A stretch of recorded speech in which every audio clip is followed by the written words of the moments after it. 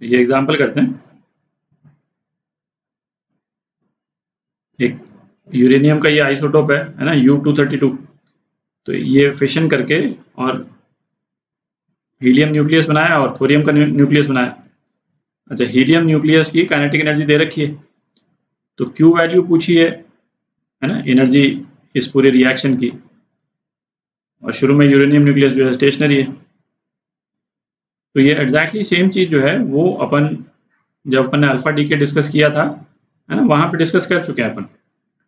ठीक है, तो मैं सजेस्ट करूँगा उस वीडियो को, यदि आपने नहीं देखा हो या बहुत पहले देखा हो तो एक बार जा कर के चेक कर लें। बेसिक पॉइंट केवल यही है कि जैसे ये आपका यूरेनियम 232 है, ठीक है, और शुरू में दे रखा है कि स्टेशनरी है, ठीक है, हमारा एनालिसिस और सिंपल हो जाता है। तो सपोज इस डायरेक्शन में तो थोरियम गया, है ना, इस डायरेक्शन में थोरियम 288 गया, और दूसरे डायरेक्शन में जो है वो हीलियम चला गया, ठीक है।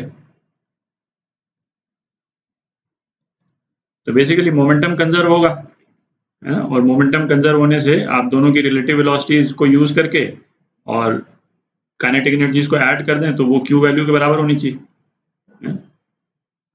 मतलब बेसिकली दो इक्वेशन आपको यूज करनी है।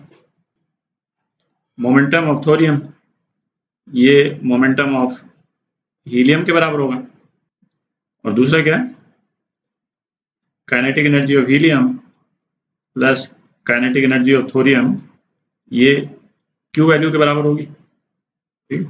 और काइनेटिक एनर्जी ऑफ हीलियम अपने को दे रखी है यहाँ पे 5.2 मेगा इलेक्ट्रॉन वोल्ट, ठीक। तो इसको जब हम सॉल्व करते हैं, है ना, वेलोसिटीज वगैरह सब डाल करके, तो kinetic energy of alpha particle और Q वैल्यू का ये रिलेशन आया था उसमें, है ना, वो वीडियो आप चेक कर लें। Kinetic energy of alpha particle जो हीलियम का है, ये था A-4/A इंटू Q वैल्यू, और जहाँ पे A कितना है 232, जो न्यूक्लियाई जो स्प्लिट कर रहा है ना, जो डीके कर रहा है उसका मास नंबर, ठीक। तो Q कितना हो गया इसमें A/A-4 into kinetic energy of alpha particle. तो इसमें वैल्यूज डाल दीजिए, है ना, 232/228 इंटू 5.2 मेगा इलेक्ट्रॉन वोल्ट। तो Q की वैल्यू आ जाएगी आपकी, तो ये 5.29 मेगा इलेक्ट्रॉन वोल्ट आ जाती है। तो क्लियर है, अल्फा डीके में मेजॉरिटी जो लाइन शेयर है एनर्जी का वो हीलियम न्यूक्लियस ले जाता है, ठीक है, क्योंकि लाइटर है इसलिए।